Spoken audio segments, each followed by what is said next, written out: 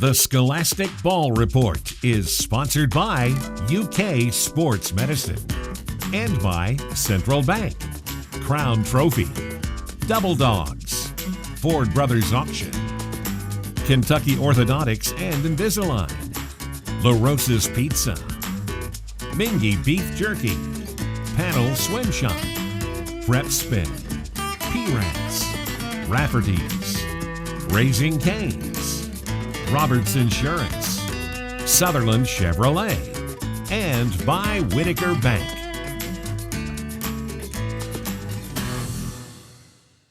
Hello, welcome into the Scholastic Ball Report. With me is Philip Hawkins, the outstanding coach at Bryan Station. And Coach, you got the defenders really defending and playing some good football. Yeah, it seems like we're heading in a pretty good direction right now, and we're excited about the direction of the program. You got it in a good direction, Coach. Your football team 1 point away from being undefeated right away. Yeah, that game's tough to look back at. You know, those 2 points are going to haunt me all year, maybe. So Philip Hawkins will be on with the Bryan Station Defenders. They are the team of the week. And we also have our scholar athletes. They're from Henry Clay Volleyball. They always have a great program over there at Henry Clay Volleyball, one of the top teams in the state of Kentucky. UK Sports Medicine will be with us and talk about keeping you in the game at UK Sports Medicine. And we got another Sutherland Chevrolet Drive of the Week. And we also want to thank Roberts Insurance out in Richmond, Kentucky on Main Street for sponsoring the coaches segment here. And we'll be back on the Scholastic Ball Report. First, let's go to these highlights brought to you by Game Time.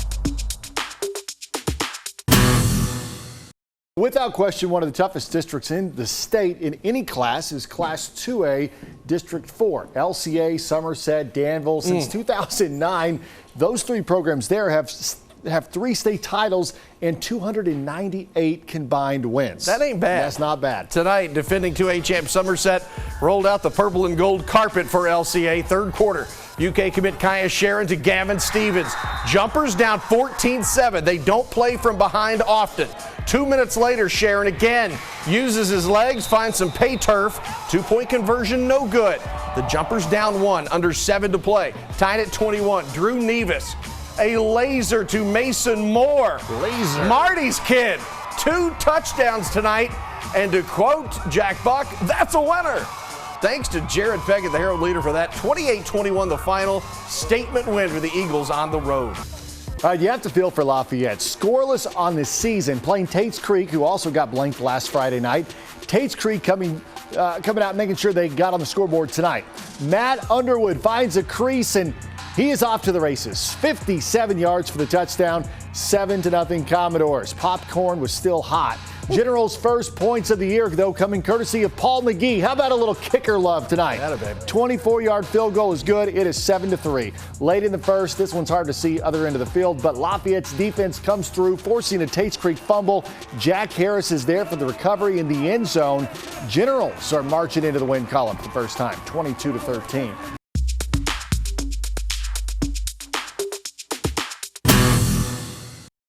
Welcome back into the Bryan Station Defenders, or the team of the week on the Scholastic Ball Report. Thanks to Roberts Insurance out in Richmond, Kentucky on Main Street. They insure 3/4 of this great state of Kentucky. Gary Ball, I'm in with the Bryan Station Defenders, and Coach, with us on the opening there, Coach. Boy, your football team has really been resilient this year and playing some good defense. Yeah, the defense has been amazing. You know, we've got a lot of talent and speed on defense, and you know, they have bailed us out of a couple football games, and you know, we really appreciate what they bring to the games each Friday night, and we really love the defense. Coach, tell us about these 2 young men we got with us. Well, first to my left is Braden Ferguson. He's a center on our offense, and he's a senior, of course, and has a few scholarship offers to play football at the next level. And then next to him is Josh Rowe, who's a senior. He is also an offensive lineman. He also plays a little defense too. Let's start with Josh. You're a big guy. You play some defense. So tell us what has been the mainstay of the defense this year. And let's get that mic over there close to you. Well, the defense, man, I think they had the most improved out of all of us, because, you know, last year and the years past, we had a lot of issues with scoring. And, you know, this year it was their time to shine. You know, we got the right coaches, everything that came together, and look where we are now. And Braden, let's turn it over to you. You're the center.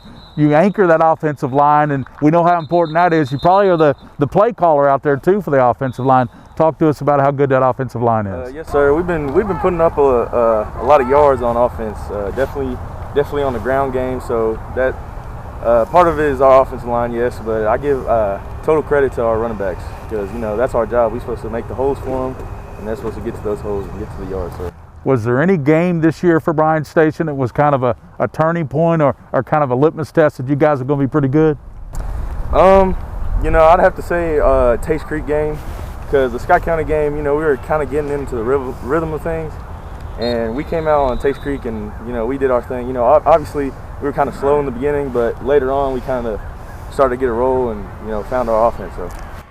Coach Hawkins, we can see from these two young men, you got some fine young players out here, Bryan Station. These two guys are just part of that, but you guys really have a good nucleus out here. You can really build for this. I think so, and it's always a pleasure to have quality kids that buy into the program and they do the right thing in the building, and we celebrate those successes with them, and these seniors here are with me for 1 year, but they're helping us build something special at Bryan Station, and the staff and the school and myself, we really appreciate what they've brought to the culture of the program, and their hard work is really paying off for us. I saw one of your staff, you talked about that, JT Haskins is he's a former player here, played at Louisville, played professional football. That young guy can just bring a lot of experience to your football team. Yeah, we have a very special coaching staff. Jacob Hyde, who played at Kentucky, right, is on the staff also, and Tony McCombs, who's in the Hall of Fame at Eastern and played in the NFL for a few years.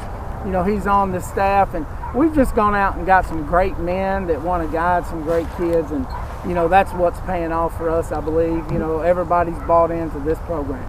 Well, Coach, we appreciate your time on the Scholastic Ball Report. You're the team of the week. Good luck. I think you played GRC this week. That game was with the Clark County Cardinals. So thank you for being with us, and we appreciate you guys being on the show. Thank you for the opportunity. That's Philip Hawkins, the outstanding coach at Bryan Station. He has them headed in the right direction. Now we're going to this feature from WKYT.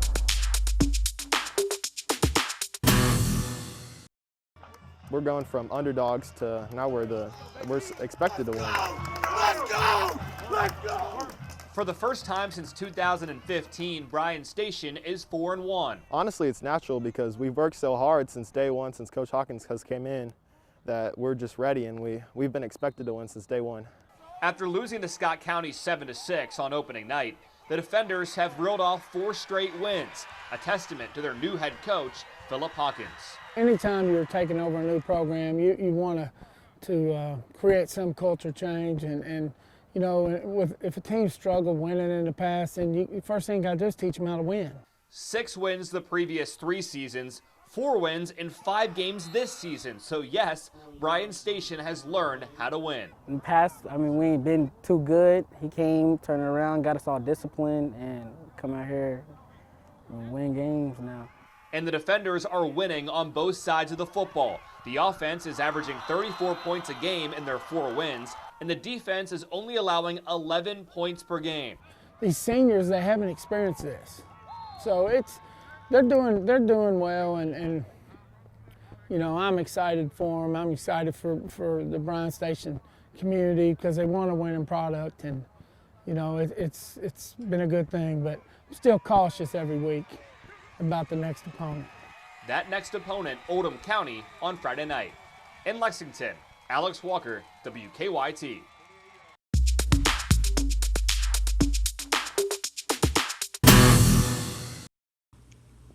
And welcome back into the Scholastic Ball Report. We're kind of doing all these interviews virtually now with COVID and all that, Coach. And you know how that is, Coach. You're coaching in a different world right now, aren't we? We sure are. We've got all kinds of crazy protocols every day as far as just checking temperatures and looking at phones for them to fill out questionnaires and things like that. Well, I'm glad we're doing this interview with you young ladies. Not only are you scholar athletes, you're outstanding on the volleyball court. My goodness, Emma, you have 158 kills, 33 blocks. What is your strength as a volleyball player? You got so many of them. I'd honestly say my strength comes from the team because I wouldn't be able to do what I do without them. Like, for example, we have such a great setter in Ellery Gray, who's also a senior, and she is a big part of all my kills. She just delivers the ball so nicely on every single play, so I owe it to the team. And Abby, you have nearly 200 kills, maintain a 4.7 GPA. Are you in that IB program there at Henry Clay academically? Yes, actually, both Emma and I are in the academy, and there are just so many different APs offered at Henry Clay, so I feel super blessed to have gone to Henry Clay and been able to take those classes. And Coach Groupie, these girls, they're the norm for you at Henry Clay. They're just examples of really your entire volleyball team there at Henry Clay. Well, they're definitely awesome examples. I don't know if we've ever had two like this before, though. So, but no, we've been very fortunate through the years to have a lot of great young ladies, a lot of great student athletes, and these two definitely just are joined in that group. Well, you we take have great two more up. coaches. Yeah. Yeah. You got, in a heartbeat. Emma, why did you choose Yale, and what will you major in there? I chose Yale because of the connections that I formed while I was on campus on my visit with the coaches and the team, and also the nice balance of volleyball with school, as I'm also a serious student. I plan to major in sociology. And Abby, tell us about your college choice, Colgate, and what went into that choice for you? What was the biggest factor? Well, I chose Colgate for the academic and volleyball balance. Just the overall experience for student athletes is just amazing, and that was like really what I was seeking.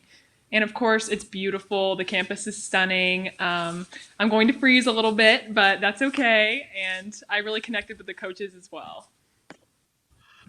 Coach, you had a big win. Well, all you guys had a big win over Sacred Heart the other night. Tell us about that match. And looking down the road, I know you've got a tough district and regional coming up. Well, I know they can probably share with this too, but yes, it was a huge win for us, especially at Sacred Heart. I mean, it's a tough environment to go into, and then to win, and then to do it the way we did it. I mean, we came out really strong and was taking it to them, and then we kind of didn't take it to them for a while, lost sets 2 and 3, but we started comeback set 3, and then we just kind of controlled the rest of the match. So it was pretty awesome to do it in the style we did it. I think we're at a good place right now for the postseason run. I think everything we've done this year has been a good precursor for it. I mean, our Assumption game, even though we fell short in 5, I think that helped us beat Sacred Heart on Thursday. And I'm hoping the win against Sacred Heart will help us as we take on some other teams down the stretch here. Emma and Abby, kind of to hit on what Coach Groupie was just talking about there, did the Assumption, even though you lost, you took them to 5 sets, you really had them in a battle there. Did that give you guys a lot of pause to reflect and say, hey, we're pretty darn good? Yes, it really did. And then especially this past week where we had, another opportunity to beat a Louisville team. It was just a great week to be a Blue Devil. But I want to shout out the seniors because we'll always have this memory, as we even go into our lives of the first Henry Clay team to beat Sacred Heart. So I just want to shout out Ellery Gray, Maddie Fields, Micaiah Baird, Caitlin Rowell, Paige Wagers, Avery Ricks, and Lily Feldhouse. So it was a great week. Yeah. To add on to what Abby said, I think it did give us some confidence, we can compete with anyone if we put our mind to it. And also being in a 5th set, that's very, it can be full of pressure. But I think since it was nothing new, that helped us keep our nerves steady and ultimately pull out the win. Well, you guys already have your plaque from Crown Trophy, right? The Scholastic Ball Report Crown Trophy plaque from Ryan Tyson over there. Thank you, young ladies. Good luck in the future there, Coach, with the district region, and good luck to you, young ladies, at Colgate and Yale. I know you'll do great things there and represent Henry Clay very well. Thank you so much. I really appreciate it. Thank you. That's our scholar athletes from Henry Clay High School, an outstanding academic and volleyball institution out there. And now we're going to the Sutherland Chevrolet Drive of the Week. Let's do our Sutherland Chevrolet Drive of the Week. Great crossing at Western Hills. And check out this play from Caleb Shively. He will get the interception around the 15-yard line, and now he's off to the races. How about an 85-yard pick six as Great Crossing gets its first two-game winning streak in school history, 42-7. That is the Sutherland Chevrolet Drive of the Week.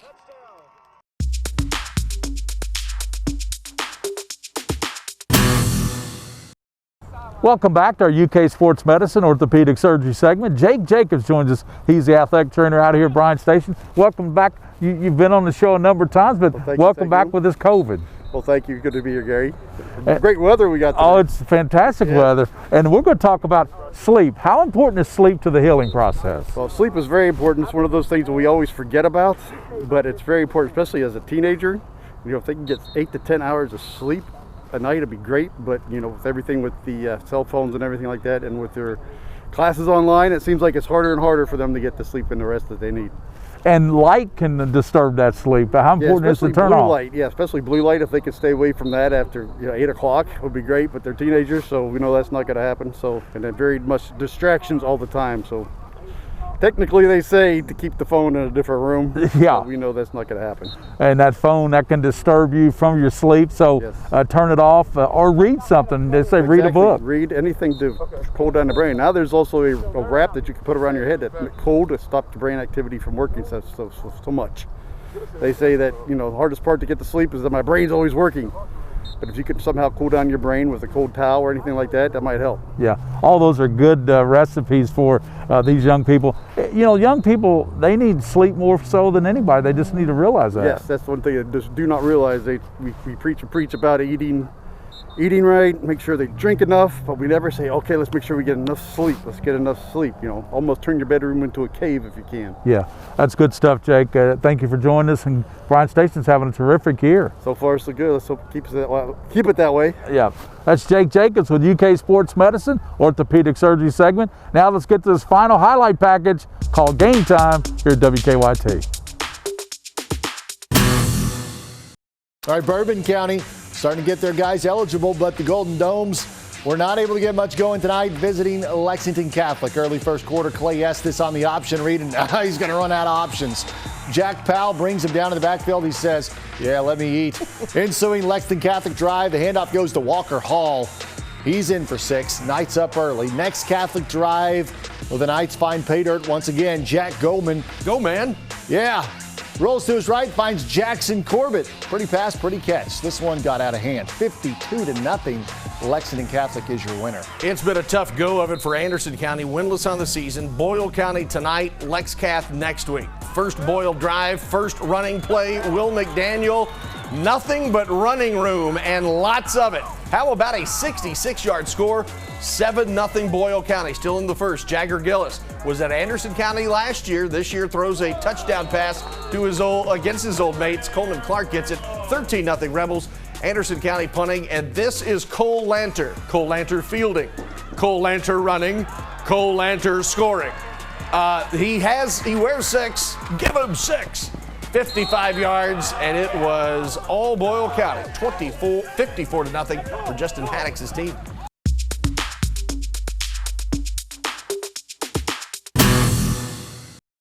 Every week on the Scholastic Ball Report, we'll highlight high school athletes throughout the state of Kentucky and Central Kentucky. So if you want your athlete on the show, just email me at ballg@windstream.net. We'll get them on the show. All you student athletes, athletic directors, coaches, parents, nominate your kid because they'll be on the Scholastic Ball Report coming up in the weeks to come. And catch us every Sunday right here on the CW. As always, on the Scholastic Ball Report, for those you see and you don't see, keep your eye on the Scholastic Ball Report.